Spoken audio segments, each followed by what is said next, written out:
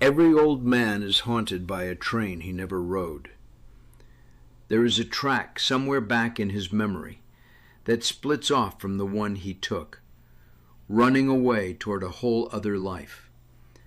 And on the long nights he lies awake and watches it go, wondering what he might have become if he had thrown the switch the other way. I have run the real rails for 50 years, and lain awake beside that phantom one for near as long. And after 101 years, I have finally learned the truth about the track I did not take. It is the most dangerous stretch of line a man can ride, and almost nobody understands why. My name is Virgil. I am 101 years old, and I worked the railroad out here in this flat Midwest country for 50 years. Near enough every job there was, from the switching yard clear up to running by the timetable. Before I go on, do an old man a kindness and tell me down in the comments where in this world you are sitting tonight and how many years you have behind you, because I read every one of them, and at my age it does me good to know who is out there riding along with me. Now let me tell you about the switch in my own line and the ghost that has ridden that other rail beside me ever since. When I was a young man, not yet 25, I came to a fork of my own. There was a chance to go west, to hire on with one of the big lines running crews out through the mountains. Good money, a wide world, the kind of thing that makes a young man's chest go tight just to think on it. And then there was Opal, and a small local line in a flat, plain county where nothing much of consequence ever seemed to happen. I threw the switch to stay. I married Opal, I worked the home rails, and I stood there and watched that western track roll off into the dark without me on it. And for the better part of my life, on and off, in the quiet hours, I wondered what I had thrown away. And do not you sit there and tell me you do not know that feeling, whatever age you happen to be. Every soul past a certain mile marker is carrying one. The job you turned down, the town you never left, or the one you never went back to. The person you did not choose, or maybe the one you did. You lie there in the dark and you run that other track in your head. And here is the cruel little trick of the whole thing. In your mind, that other line is always smooth. It never washes out a bridge. It never hits the year the work all dries up. It never carries the sickness or the sorrow you actually lived through.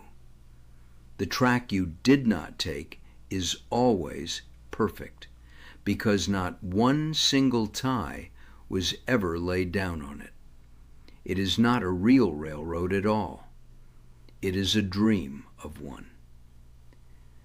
Now here is the thing that 50 years on the rails finally taught me, and I want you to take hold of it. A train cannot run two lines at once. You try to ride two rails, you do not get twice the journey out of it.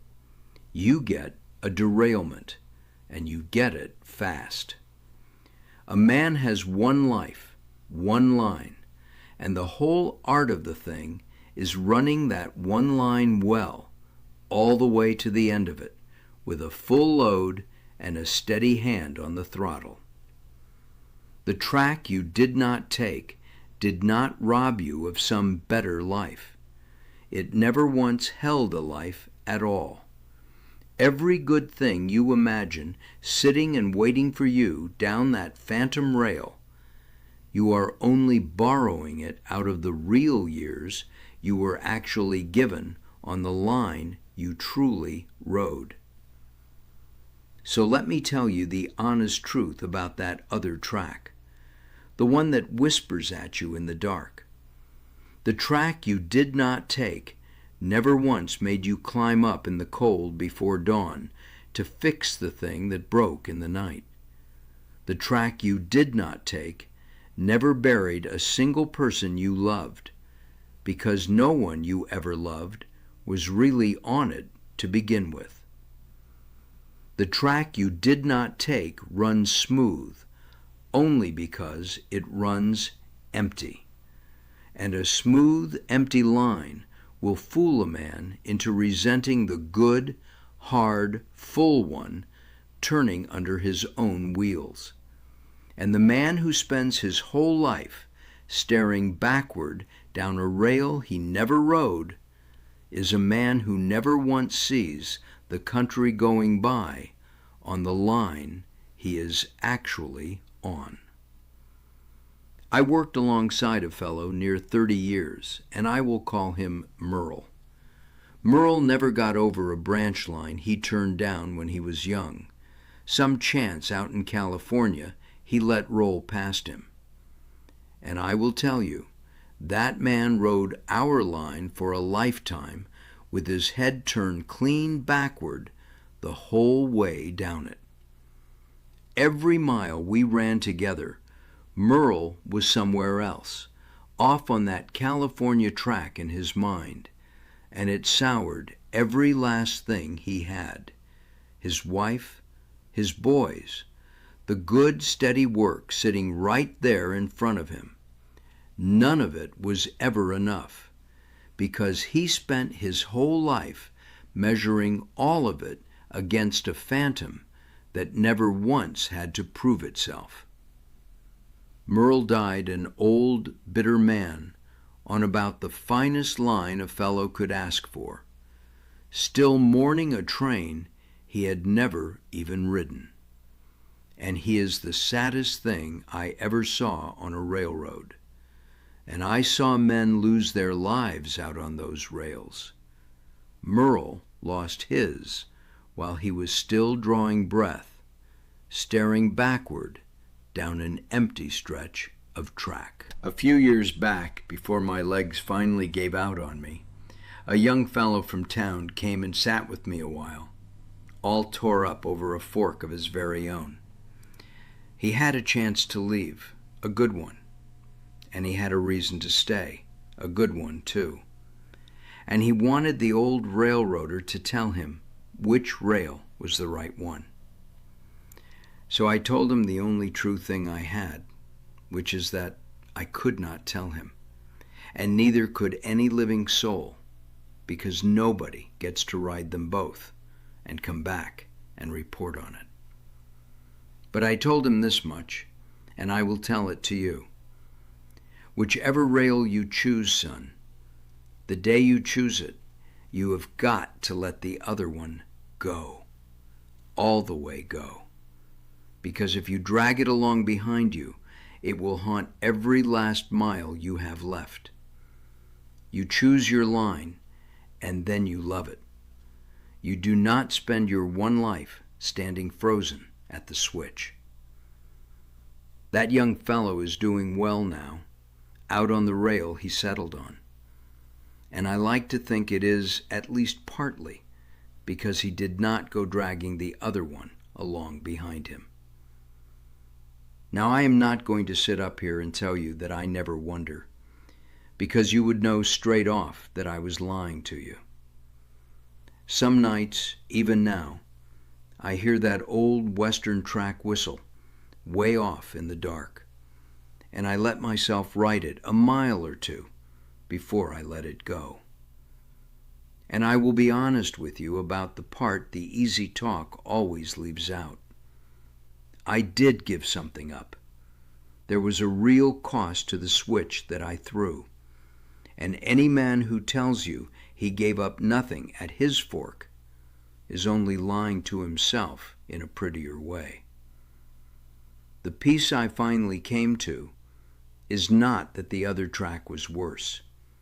I will never know that for certain, and neither will you. The peace is something simpler than that, and harder. It is knowing that a man can only ride one, so he had best ride it the whole way through with his eyes pointed forward, instead of wearing his neck out, looking back at a rail that was never once real. Here is what I know for certain after 101 years, and it is just about the only thing I know for certain. I ran one line. It was a plain one, straight through flat country, and it never made me famous, and it never made me rich. But Opal was on it for more than 70 years, right there in the seat beside me, the whole run. The work was real, the load was full, and when I look back down it now, it is not with wondering anymore.